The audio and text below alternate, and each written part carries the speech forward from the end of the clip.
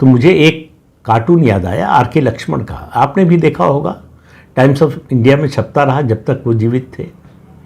उसमें एक कार्टून था, प्रमोद महाजन गठबंधन के बारे में कुछ बात करने के लिए दिल्ली से भेजे गए।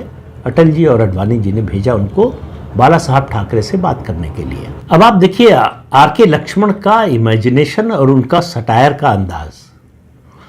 उन्होंने दिखाया, कमरे में गए हैं प्रमोद महाजन के सामने एक छोटी सी तिपाई रखी हुई है, बहुत छोटी सी, और बाला साहब ठाकरे जिस कुर्सी पे बैठे हैं उसकी ऊंचाई कुतुब मीनार से भी ऊंची है, और वहां ऊपर से कह रहे हैं कि सिट, बैठ जाओ।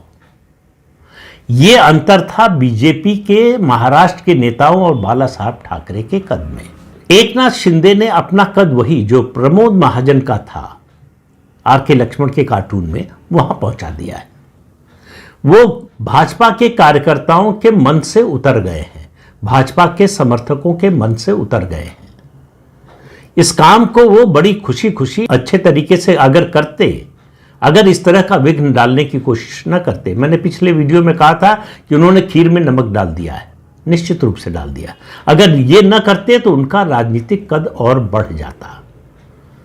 लोगों की नजर में होता कि देखिए मुख्यमंत्री पद मिला था, उसके बाद जब परिस्थिति बदली तो मुख्यमंत्री पद छोड़ने में कोई उन्होंने कोताही नहीं की।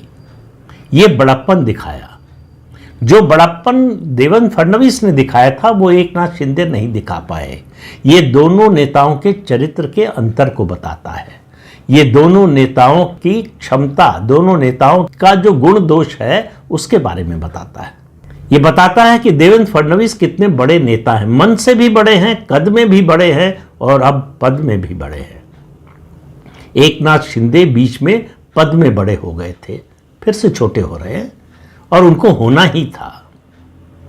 अगर उनको ये गलतफहमी थी कि वो मुख्यमंत्री फिर से बनेंगे, मैं तो कह रहा हूं कि जब भाजपा ने तय किया कि देवेंद्र फडणवीस को विधानसभा का चुनाव लड़ाना है, उसी दिन तय हो गया था कि भाजपा की सरकार बनी, यानी महायुति की सरकार बनी, तो देवेंद्र फडणवीस मुख्यमंत्री होंगे।